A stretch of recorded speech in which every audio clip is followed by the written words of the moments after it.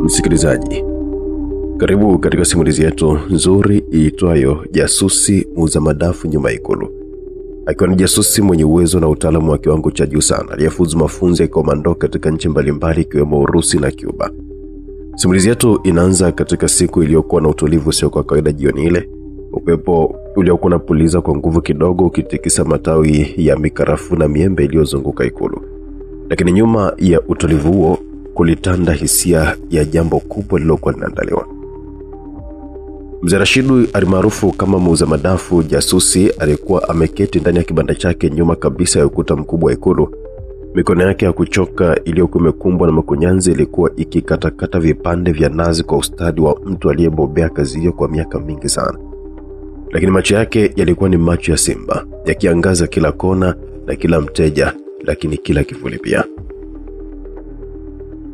Mzee Rashidi alikuwa na historia ndefu, historia ambayo haikuandikwa mahali popote isipokuwa kwenye fahamu ya watu wachache sana waliomtuma. Alikuwa amewahi kushuhudia mapinduzi yakiandaliwa kwa kimya. Alishiriki kwenye vita baridi ya upelelezi kati ya mataifa yenye nguvu na aliwahi kumwangusha jasusi mkuu wa kimataifa kwa mikono yake mwenyewe kwenye mlango wa kanisa kule Ukraine. Lakini yote hayo yalifunikwa na mwamvuli wa unyenyekevu wake. Kwa wengi ni mzee wa mtatu, mchekeshaji na anayependa watu. Hata hivyo, leo ilikuwa tofauti. Leo kivuli cha zamani kilikuwa kinarudi. Ilianza kwa noti moja ya pesa 10,000. Mwanaume mmoja sura ya kawaida alikuwa amevaa kanzu nyeupe na miwani ya giza. Alinunua dafu kwa pesa kubwa mno kuliko hata ilivyostahili. "Mzee, baki na change." Aliongea kwa sauti ya kawaida, lakini macho yake hayakuwa na ucheshi. Aliondoka polepole, lakini katika dakika chache baadaye Mzee Rashid aligundua kwamba kinywaji alichopewa yule mwanaume kilikuwa kimepakwa sumu. Aina ya kemikali isiyoathiri mtu yeyote yule, ila ikigusa tu chombo maalum cha elektroniki huacha alama ya kupenyeza. Alikuwa amehujumiwa. Mzee Rashid aligeuka na kuingia chumba kidogo kilichokuwa kimejificha chini ya kibanda chake. Ndani kulikuwa na silaha, vifaa vya kijasusi na kompyuta yenye mfumo wa kuingilia mawasiliano na mitambo ya kufuatilia kila shughuli inayotokea ndani ya kilomita 5 kutoka hapo ikulu. Kwa kutumia vipimo vya hali ya hewa na kemikali, aligundua kwamba chanzo cha hujuma kilikuwa ni sehemu ya juu ya ghorofa moja iliyokuwa umbali wa mita 500 kutoka eneo hilo. Alivaa koti lake la kijani kibovu lenye uwezo wa kubadili rangi kulingana na mazingira, yani kama kinyonga, na kuingia mtaani kwa mwendo wa kawaida wa mzee. Mtaa wa gerezani ulikuwa uko kimya, lakini ndani ya jengo la ghorofa ya zamani kulitanda hofu. Pale juu walikuwepo watu 4 majasusi wa kigeni waliokuwa wakitumia mitambo ya kisasa kuingilia mawasiliano ya ikulu, lakini walikuwa na lengo moja zaidi: kumvuta Rashid na kumwangamiza. Kilichofuata kilikuwa ni moto wa ghafla. Mzee Rashid aliingia kama upepo wa kifo, na kwa sekunde 30 taa zote za jengo zilikatika. Sauti ya chuma kugongana ilisikika na mlipuko mdogo ukatokea. Watu wa chini walidhani kwamba ni transformer, lakini kwa ghorofa ya juu ulikuwa ni mwisho wa ndoto zao hawa wapelelezi. Mmoja alianguka sakafuni akiwa hana fahamu, mwingine akakimbia kuelekea mlango wa dharura, lakini hakuwahi kufika. Mzee Rashid alimtokea kutoka upande wa pili wa ukuta kwa kutumia kifaa cha kushika kwenye ukuta na akamdunga sindano ya ganzi haraka haraka. Alimsimamisha watatu kwa kuzungusha mkono wake na kumpiga kwenye shingo. Kifo cha kimya. Alimwacha mmoja akiwa hai. Kwa makusudi kabisa alihitaji majibu. Nani aliyewatuma? Na kwa nini sasa? Aliuliza kwa sauti ya chini lakini yenye kuamuru. Jasusi yule alijaribu kuwa na jeuri, lakini mapigo ya moyo na harufu ya hofu ikamsaliti. Sisi tulitumwa tu na mtu kutoka ndani ya serikali. Jina lake halisi halijulikani, lakini huitwa nyoka wa kivuleni. Mzee Rashid aliganda kwa sekunde chache. Jina hilo halikuwa geni, lilimrudisha miaka 10 nyuma alipokuwa amemsaliti yeye na rafiki yake mkubwa Kapteni Baraza, aliyeuawa wakiwa na linda ikulu wakati wa mapinduzi ndani ya serikali. Mwanadamu huyo aliyekuwa akitumia jina la nyoka wa kivulini ndiye alisababisha mateso yote, kifo cha rafiki wa Mzee Rashid, Kapteni Baraza, na kushuka kwa heshima ya majeshi ya ulinzi. Na sasa alirudi sio tu kuiba siri, bali kumalizia kisasi chake dhidi ya Rashid. Moto wa kisasi uliwaka ndani ya jasusi huyo mzee, lakini hakuwa mtu wa papara. Alijua kisasi kizuri huliwa baridi. Alimfungia yule mpelelezi ndani ya kontena lilokuwa limeachwa bandarini na akaacha ujumbe wake kwenye ukuta: ukigusa mtu wa ikulu, mizizi itakumeza. Siku iliyofuata alirudi kwenye kibanda chake kama kawaida, alikata madafu, akacheka na walinzi, akasalimia wasaidizi wa ikulu, lakini nyuma tabasamu lake, moyo wake ulikuwa tayari kwa vita. Nyoka wa kivulini alikuwa amerudi na safari ya kisasi ilikuwa imeanza rasmi. Kulipambazuka, anga la Dar es Salaam lilikuwa na mawingu ya mvua. Upepo ulivuma kwa sauti ya huzuni, kana kwamba anga lilikuwa linashiriki kumbukumbu chungu iliyokuwa imeanza kuchimbuka ndani ya roho ya Mzee Rashid. Alisimama mbele ya kibanda chake, macho yakitazama mbali, sio barabara wala watu, bali nyuma kabisa kwenye historia ya miaka 10 nyuma. Ilianza siku moja ya mwaka wa 2015. Rashid alikuwa bado kijana wa nguvu, miongoni mwa maafisa waliokuwa na dhamana ya kulinda seli nzito za nchi. Rafiki yake mkubwa Captain Baraza ndiye aliyekuwa ni kamanda wake. Walikuwa kama ndugu waliokula shida pamoja kwenye mafunzo ya Cuba, wakapigana bega kwa bega wakati wa operation ya shoka la usiku kule Zaire. Lakini usiku huo kila kitu kilibadilika. Walikuwa katika harakati za kumkamata mtu mmoja aliyekuwa akivujisha siri za mikataba ya ujenzi wa ikulu mpya. Mtu huyo aliitwa Nyoka wa Kivulini, jina la kutisha lilozungumzwa kwa hofu katika mabaraza ya kijasusi. Lakini walipomkaribia, Rashid alipigwa ganzi kwa bastola ya umeme. Aliamka akiwa peke yake, mikono imefungwa, na kando yake Captain Baraza alikuwa amepigwa risasi 2 za kifuani na kufariki.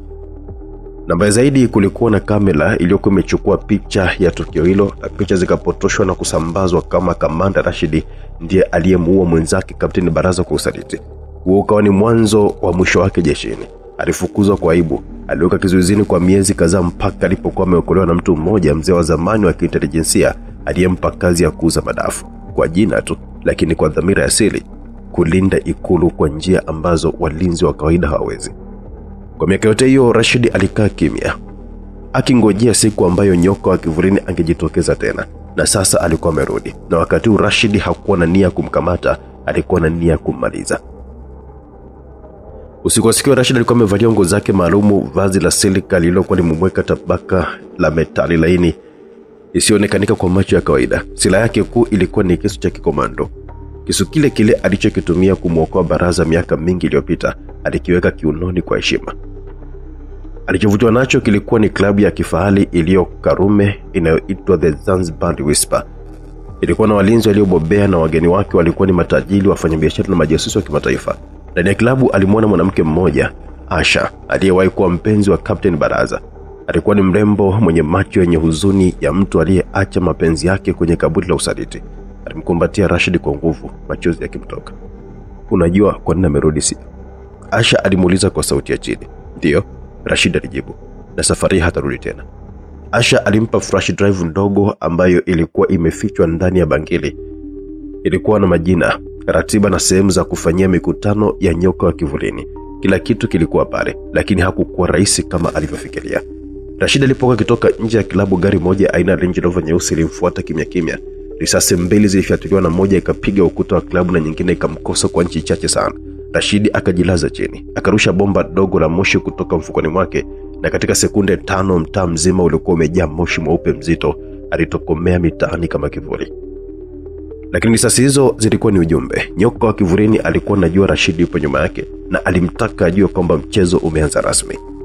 Msikilizaji, simulizi yetu inayokwenda kwa jina la Jasusi Muuza Madafu Nyuma ya Ikulu, iliyo na mahadhi ya kisasi, imeandaliwa kwa udhamini mkubwa wa DJTM, DJ Toto Michelle. Huyu bwana ni DJ wa masuala yote ya muziki anayepatikana nchini Marekani, akifanya kazi zake katika nchi ya Marekani na Canada, lakini na ulimwenguni kote. Yani kama uko upande huko za Marekani au Canada na maeneo ya jirani, unahitaji shughuli yako ipambwe na muziki mmoja safi sana, basi hakikisha unamtafuta mtaalamu wetu DJ Toto Michelle, DJTM. Anakuambia yeye ni mtu wa entertainment emergency, yani kwamba zile burudani za dharura, basi hakikisha unamcheki yeye, atakuletea kitu safi sana hapo ulipo. Na kwa udhamini mkubwa wa kuandaliwa kwa sehemu kwa simulizi fupi, unapelekea simulizi patikane ndani ya channel yake inayokwenda kwa jina la DJTM, DJ Toto Michelle, inayopatikana pale YouTube. Kwa heshima na tazima ya msimuliaji wako pendwa director Owen kutoka hapa Simulizi Mix, hakikisha umesubscribe channel ya mdau wetu Yua Nguvu, mdhamini wa simulizi fupi iliyopata kuandaliwa kutokea studio hizi za Simulizi Mix, ili kuendelea kupata na nyingine nyingi zitakazokuja kwa udhamini bora sana kutoka kwa DJ Toto Michelle. Tuko na jasusi muuza madafu Ikulu, ambaye yuko tayari kulipa kisasi juu ya rafiki yake, ambaye wakati wakiwa mtafuta huyu bwana kivuli, Alimuua rafiki yake na kutengeneza kesi ionekane kwamba bwana Rashid ndo alikuwa amefanya mauaji. Sasa siku ya pili Rashid aliwasiliana na mtu mmoja aliyekuwa amebaki mwaminifu kwake. Huyu alikuwa ni Afisa Salma ambaye kwa sasa alikuwa ndani ya ikulu kama mshauri wa mawasiliano. Kwa kutumia flash drive aliyopewa na Asha, waligundua kuwa nyoka alikuwa amepanga mkutano wa siri katika hoteli ya Bahari Blue nje kidogo ya jiji. Mpango ulikuwa ni kuiba taarifa kuhusu mkataba wa ujenzi wa kituo cha ulinzi wa anga, taarifa ambazo zingetolewa kwa adui wa taifa kwa bei ya mabilioni. Kama atasaini mkataba wa usaliti, Salma alisema, taifa letu litakuwa liko uchi mbele ya ulimwengu. Hatuna muda tena Rashid. Rashid alinyamaza. Alikuwa tayari kuvunja sheria, kuvuka mipaka na hata kutoa roho, ili mradi tu haki ya baraza ilije. Kisasi chake kilikuwa si tu kwa usaliti, bali kwa heshima ya taifa. Alipoondoka, Salma alimwambia kwa sauti ya chini, rudisha heshima yako Rashid, lakini tafadhali rudi ukiwa hai. Basi bwana, usiku wa tarehe hiyo hoteli ya Bahari Blue ilikuwa kimya. Vyumba vya juu vilikuwa vimehifadhiwa kwa wageni maalum, lakini Rashid alikuwa tayari ameshavinjali mfumo wa usalama. Akaweka visaidizi vya sauti na akamkamata mlinzi mmoja aliyekuwa mlevi.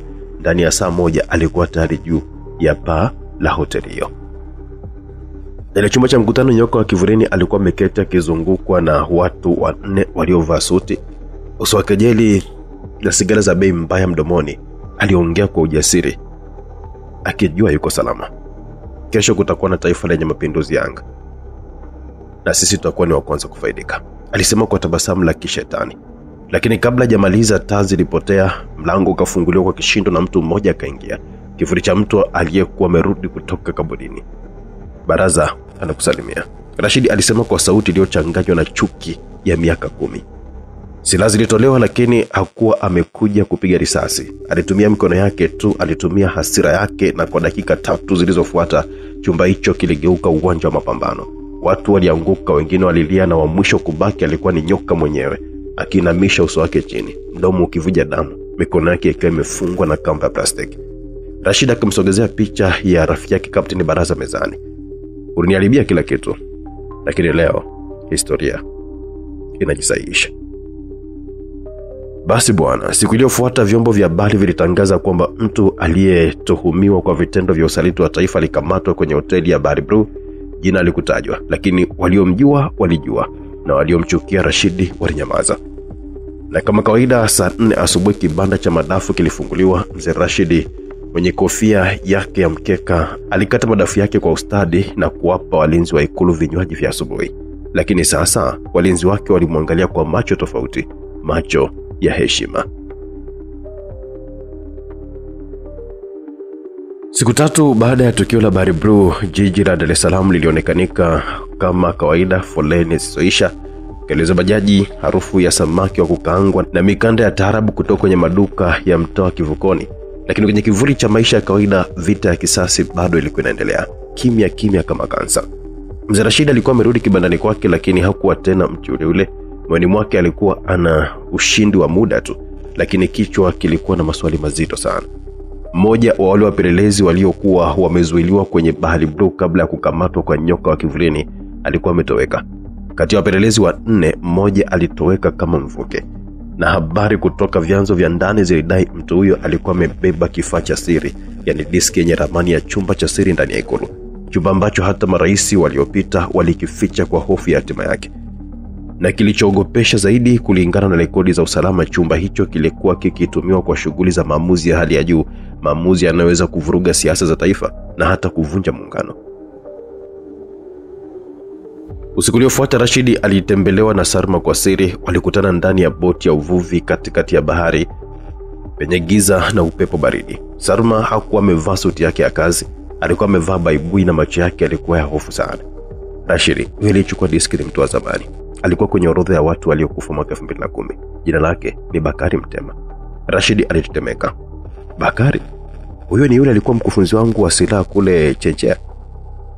Salma alitikisa kichwa. Ndio, alijifanya amekufa kwenye mlipuko, lakini alikuwa amehamishwa kwa jina la siri, na sasa hivi amepewa kazi ya kumalizia mipango ya nyoka wa kivulini. Rashid alifunga macho kwa sekunde. Kila tone la damu lilimwambia kwamba huyu si adui wa kawaida. Huyu alikuwa ni mwalimu wake, na kupambana naye ilikuwa ni kama kupambana na kivuli cha nafsi yake. Mpango kaandaliwa. Bakari alikuwa akikutana mtu mwingine kwenye uwanja mdogo wa ndege Kigamboni saa 10 alfajiri, ndio sehemu pekee ambayo Rashid angeweza kumkamata bila kuweka maisha ya watu wengine hatarini. Usiku wa kuelekea tukio, Rashid aliandika barua fupi, barua ya mwisho kwa Salma. Nisiporudi, jua kwamba nimekufa kwa heshima, sio kwa kisasi tu, bali kwa dhamira ya kulinda kile nilicho hapa. Sio Ikulu tu, bali nchi yangu. Heshima yangu sio tena kwenye cheo, bali kwenye damu nitakayomwaga leo. Kisha kama amechukua kisu chake cha komando, bastola ya kimya na kifaa cha kuzuia mawasiliano. Alivaa koti lake la kivuli na akaondoka. Uwanja wa ndege Kigamboni ulikuwa kimya, vioo vya ndege ya mtu binafsi vilikuwa vinang'aa kwa mwanga wa mwezi. Rashid alipiga magoti nyuma ya tenki la mafuta, macho yake yakimtazama Bakari akiwa anatembea kwa kujiamini kweli kweli, akiwa na diski mkononi. Mlinzi mmoja wa Bakari alitembea kuelekea upande wa kulia, na hapo ndipo Rashid alipoanza. Kwa kasi ya kivuli alimlokia yule mlinzi na kumlaza chini kimya kimya. Akafika eneo la upenyo, akasikia mazungumzo. Baada ya saa moja nitakutana na mtu kutoka Geneva. Watapokea hii diski. Tanzania haitakuwa na kitu cha kuficha tena, Bakari alisema kwa kebei. Rashid akajitokeza kwa hatua moja tu, bastola mkononi, akisema, unapouza nchi yako, unauza hata kabila mama yako. Bakari hakushangaa, aligeuka taratibu kabisa, na kwa mara ya kwanza na macho yao yalikutana tena, mwanafunzi na mwalimu, majeruhi wawili wa historia walioitengeneza wenyewe. Kijana wangu, bado nafanya kazi za wajinga? Bakari alicheka. Hii nchi haiwezi kuokolewa na madafu, lakini inaweza kufichwa na damu ya msaliti, Rashid alijibu.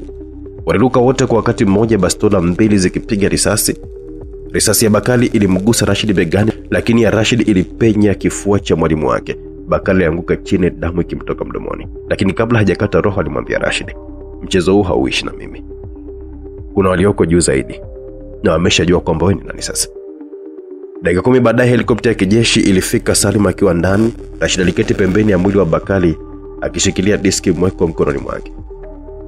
Uhai wa mtu mmoja, Salma aliongea kwa sauti ya maumivu, umeokoa maisha ya mamilioni. Salma aliketi pembeni yake na kumfungia bega. Lakini bado hujamaliza, alisema. Kuna jina limetajwa kwenye diski, jina ambalo halijawahi kuhusishwa na ujasusi, lakini la mizizi ndani kabisa ya Ikulu. Rashid aligeuka taratibu na kumwangalia Salma. Nani? Salma alitoa flash nyingine na kumpa.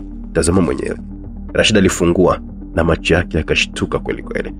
Alisoma, Profesa Hassan Mgeni, mshauri mkuu wa rais, aka mkono wa kivuli.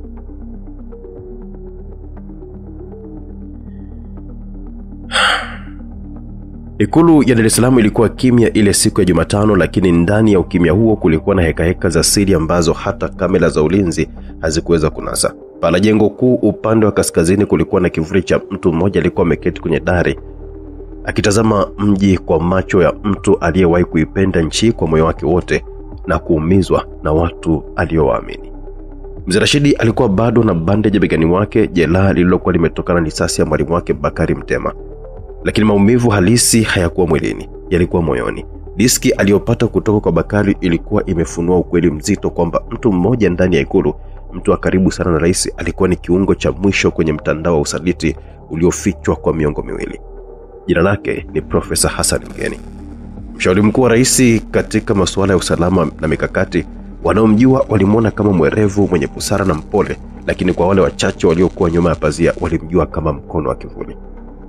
Asubuhi ya siku iliyofuata, Rashid hakufungua kibanda chake cha madafu. Badala yake aliketi ndani ya ghorofa moja ya siri karibu na ofisi za usalama. Walikuwa na ramani ya Ikulu, mawasiliano ya ndani na orodha ya wafanyakazi waliowahi kusafiri mara nyingi bila maelezo rasmi. Mwangalia hapa, Salma alisema akimuonyesha picha Profesa Mgeni akiwa na baadhi ya watu waliokamatwa kwenye mkutano wa Bahari Bro. Aliwahi kuwa mshauri wa kiusalama nchini Libya, lakini kuna kipindi alitoweka kwa miaka 2 na alirudi akiwa tajiri. Tangu hapo kila rais aliyekuwa anapita amekuwa yuko chini ya kivuli chake. Rashid alicheka kwa kejeli, kama nyoka alivyo na ngozi mpya kila baada ya muda. Salma akampiga jicho. Ukimwendea kichwa utakufa kabla hujapumua. Huyo sio Bakari, sio nyoka. Huyu anaulinda mfumo mzima wa taifa. Rashid alinama mbele akavuta pumzi. basi tutaanza na moyo wake na sio kichwa. Usiku wa saa 4 Rashid alikuwa yuko ndani ya ukumbi wa mkutano mdogo wa Ikulu akiwa amevaa suti ya fundi umeme. Alikuwa amepata ruksa ya kuingia kupitia kwa Salma kwa madai ya marekebisho ya mfumo wa tahadhari wa moto. Alichokifanya kwa dakika 10 ni kuingiza kifaa cha kunasa mawasiliano kwenye kamera ya chumba ambacho Profesa Mgeni alitarajiwa kuwa na kikao cha faragha na mtu mmoja kutoka ubalozi wa kigeni. Baada ya dakika 20 profesa aliingia. Alikuwa amevaa kanzu na suti ya ndani ya gharama. Sura yake ilikuwa ni ya mtu wa ibada, lakini maneno yake yaliyorekodiwa yalikuwa kama sumu.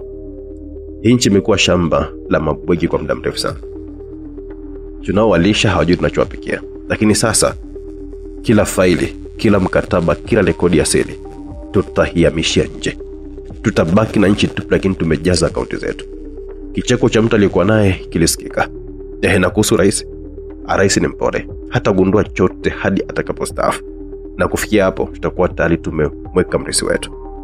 Rashid alisimama taratibu pale alipokuwa amesikia hayo. Alikuwa ameshajua kazi yake sasa haikuwa tu kusikiliza, ilikuwa ni kuzuia janga la kitaifa. Kesho yake Rashid alimfuata rais binafsi kupitia Salma. Ilikuwa ni hatari sana lakini hakuna njia nyingine. Walipoketi kwenye bustani ya siri ya Ikulu, rais alimwangalia Rashid kwa macho ya mtu aliyesikia mengi. Hivi kweli Profesa Mgeni anaweza kuwa na mkono kwenye haya yote? Huyu mtu amenisaidia tangu kampeni ya kwanza. Rashid alimwonyesha diski. Hamisi kuhitaji kumwamini, nilihitaji kumsikiliza. Rais alichukua diski hiyo na baada ya kuisikiliza alikaa kimya kwa dakika 3 kisha akasema kwa sauti ya chini sana. Laiti nisingejua jina lako, lakini najua. Umefukuzwa, ukadhalilishwa, ukabeba aibu yangu. Sasa nataka utupe heshima hiyo nyuma. Fanya utakacho, lakini nisikie mwisho wa hili. Siku 3 baadaye katika jumba la kifahari la Profesa Mgeni huko Masaki, Rashid alivamia kwa staili ya kimya kimya usiku wa manane.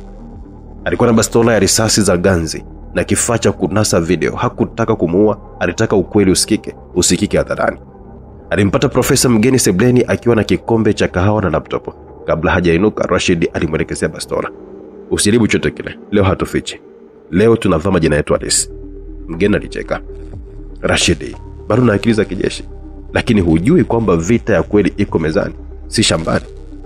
Siku zote, Rashid akasema, vita haianzi kwa risasi, inaanza kwa maamuzi. Na wewe ulifanya uamuzi wa kuuza taifa lako. Leo nakupa fursa ya mwisho. Sema ukweli, kwa kamera, kwa taifa. Mgeni alitaka kukataa lakini macho ya Rashid hayakutoa nafasi. Alirekodi kila neno, kila hatua na ndani ya saa moja video ilitumwa kwa vyombo vya dola na vyombo vya habari. Asubuhi yake redio na runinga zote zilirusha taarifa. Mshauri mkuu wa rais Profesa Hassan Mgeni atuhumiwa kwa njama za kuiba taarifa za kiusalama na kuuza kwa mataifa ya kigeni. Kibanda cha madafu cha mzee Rashid kilifunguliwa saa moja tu baadaye, lakini tofauti na kawaida, siku hiyo alipewa saluti na walinzi wote wa Ikulu, moja kwa moja bila neno. Usiku ulipofika, Salim alikuja na bahasha. Ilikuwa ni barua yenye nembo ya Ikulu ikisema, Mzee Rashid, kwa niaba ya taifa tunakurejeshea heshima yako na kukurudisha kwenye hadhi ya mlinzi mkuu wa siri wa taifa. Lakini pia tunakuomba uendelee kuuza madafu. Ndio kazi pekee ambayo imeokoa nchi mara 3 bila walinzi kujua. Msikilizaji, hapo inaweza kuwa ni mwisho au inaweza kuwa ni mwanzo wa simulizi fupi. Maana ukisema iendelee, basi tunaweza kuanza kurudi nyuma kuangalia maisha ya Mzee Rashid akiwa jeshini, operesheni za Cuba na maisha ya baraza kabla ya kifo. Au twende na upepo mpya wa adui mwingine anayeinuka kimya kimya. Msikilizaji, hiyo itategemea na nini ambacho unatuambia hapo chini. Chaguoni lako kuamua muendeleo wa historia nzima ya simulizi yetu, jasusi muuza madafu nyuma ya Ikulu. Kama unataka tuishie hapo, basi andika kwenye comment tuishie hapo. Kama unataka tuendelee, basi andika kwenye comment tuendelee, na unaweza kuchagua kuendelea upande upi. Nini unachotaka kujua ili tuweze kukujuza zaidi katika mwendelezo wa simulizi yetu fupi. Lakini pia hapa inaweza kuwa ni mwisho kama umelizika na kile ulichokisikia na simulizi fupi ya jasusi muuza madafu nyuma ya Ikulu. Wito wangu ni ule, hakikisha umesubscribe channel ya mdhamini wetu, sponsor wetu wa maana sana, DJ Toto Michelle, DJ TM. Lakini pia kama nilivyokuambia, shughuli zake ni muziki mmoja uliotulia kwenye birthday parties, kitchen parties na hata harusi, masherehe na kila kitu, mikutano. Basi ukimpata huyu kutokea pande hizo, kwa wadau wetu mlioko pande za Marekani, basi unakuwa unapata huduma moja safi sana. DJ Toto Michelle, director ni kutoka Simulizi Mix. Tuwe pamoja katika simulizi nyingine fupi ndani ya channel ya mtaalamu wetu DJ Toto Michelle. Tukutane tena katika simulizi nyingine ijayo. Bye bye.